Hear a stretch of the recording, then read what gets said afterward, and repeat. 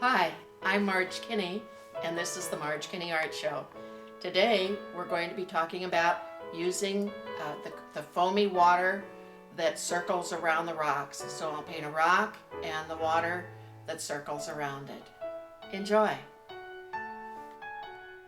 I'm going to put in a rock or two.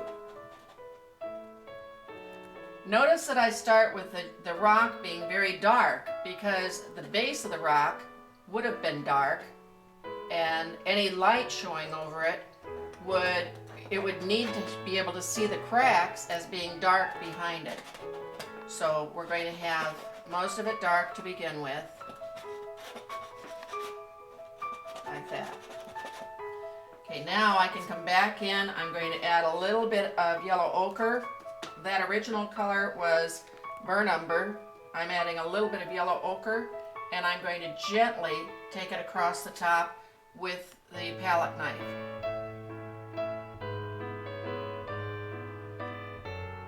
Now the other thing I'm going to do is have this rock come down a little bit so that it will actually show as a shadow in the wave.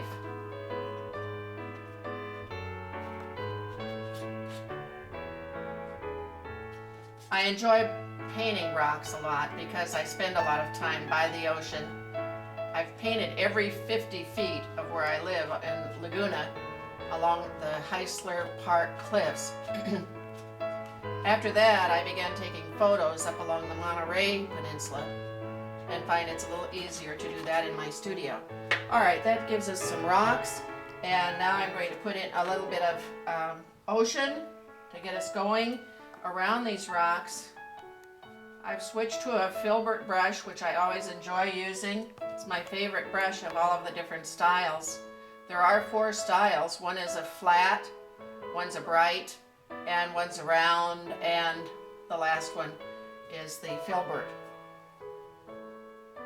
Now you'll notice near the shore, the water tends to get a little bit more turquoise because the water is more shallow, but as we go deeper into the water, it gets darker. So I'm going to bring in some water there, and I'm kind of mixing it in with the white.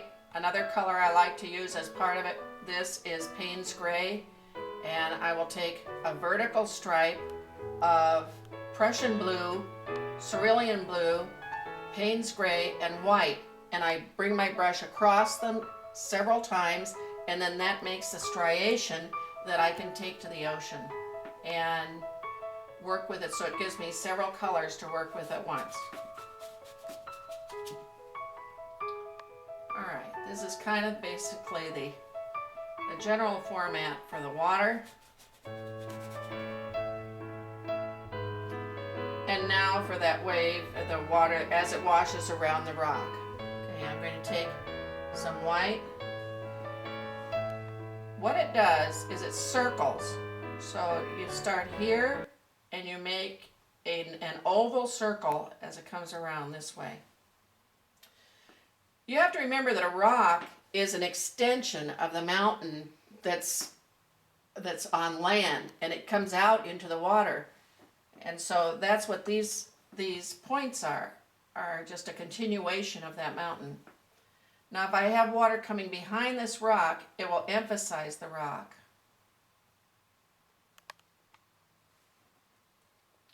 Okay, in this area, a fan brush comes in rather handy.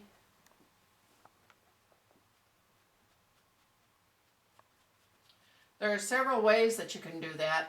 One is flipping a toothbrush to get your little dots. Another is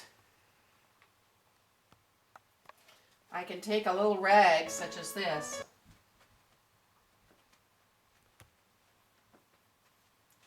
and have a little bit of splashes come behind the rock.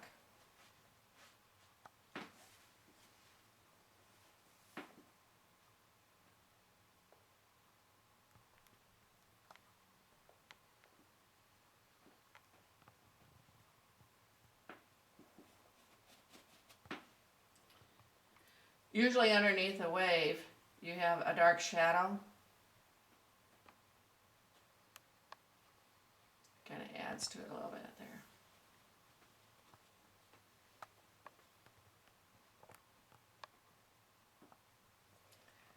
So that's kind of a quick description